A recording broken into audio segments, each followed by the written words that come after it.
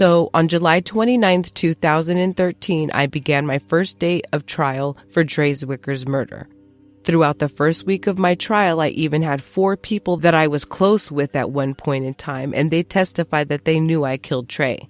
One of them, my cousin Cassie Gouker, even testified that she took me to dispose of the murder weapon in bloody clothes. But thanks to my dad performing so well during his testimony, all lies, the jury came back not guilty verdict. Let me explain. My father took the stand on August 5th, 2013, his birthday, with one goal in mind: to form a series of lies and fabricate a story so believable the jury would fall for it. He succeeded.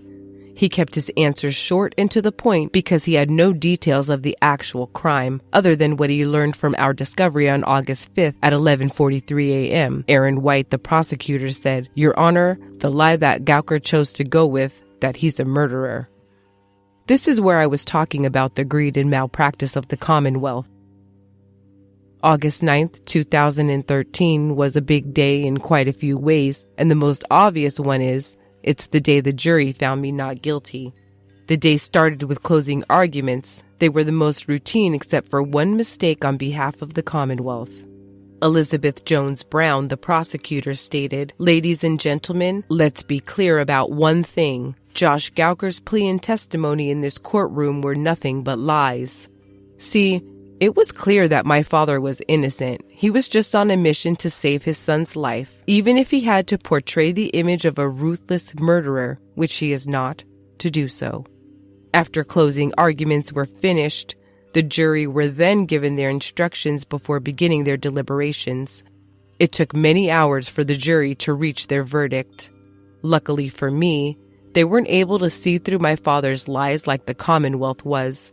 I was so nervous and paranoid that they were going to be able to see the guilt on my face that I even tried to cop to a plea at the last minute.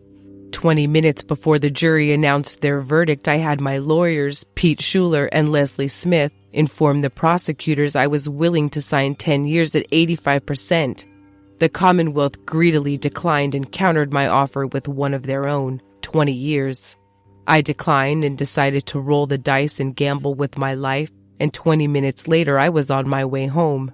And an hour later, I was at Aspen Creek eating dinner with my family and friends. Since my acquittal, my life has been a bumpy road. I have been in and out of trouble and in and out of jail and prison.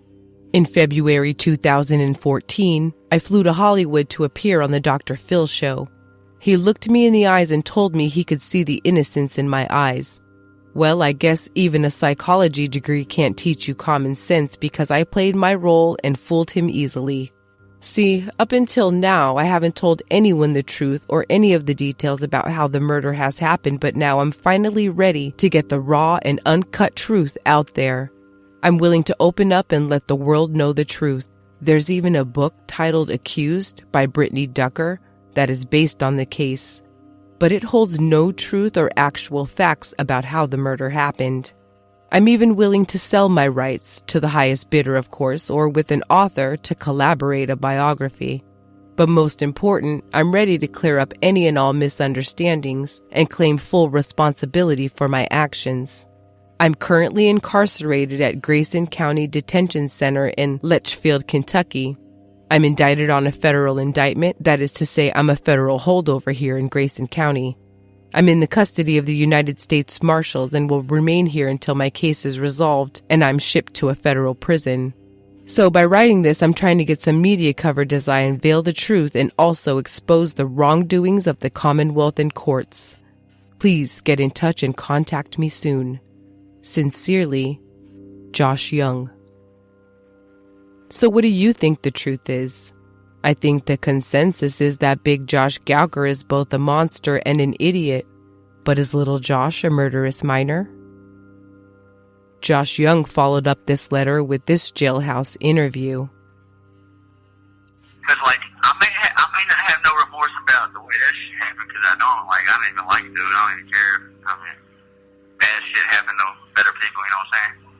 But I guess the only remorse that was on my mind was that my dad doing year on top of year on top of year here, and but she can handle it. He's institutionalized just like I am. Or I guess that's probably say I'm probably institutionalized like he is. I mean, this prison shit ain't nothing. It's what you make it. If you ain't a rat, you ain't fucked up. If you're solid, you can be straight anywhere you go. And I've always been straight anywhere I went. It ain't right for him to be sitting in there for some shit he didn't do. I'm not hoping that he might be released because of his letter. I'm hoping that he's released because justice is served and he's proven innocent, which is the truth. Josh, do you have any remorse for what you did? I haven't lied to you since we started this conversation, so I'm not going to begin to lie to you now, no. But did he deserve it? Probably not. What do you have to say to the Zwicker family? I mean, wrong place, wrong time. Considering that he didn't testify at all for his dad or even in his own trial, it'll be difficult to even get him on perjury charges. Could the confession letter actually give Gouker a chance at freedom? Elizabeth Jones Brown with the Commonwealth Attorney's Office was the prosecutor over this case. We shared Josh Young's confession letter with her. Okay. So, reading that, what's going through your mind? Oh, I've always believed he was involved, guilty of the murder. That's why we charged him with the murder. But we also have always believed Gouker was involved, and that's why he was charged. Is there any possibility that this scheme could work? They can file whatever motions that they're going to file. I can't stop them from filing things. I mean, we can't do anything about Young, obviously, because of the principle of double jeopardy. We, the jury, find the defendant, Joshua Young, not guilty under instruction number 1. He's untouchable at this point, no matter what he says. We cannot re-prosecute him for the murder.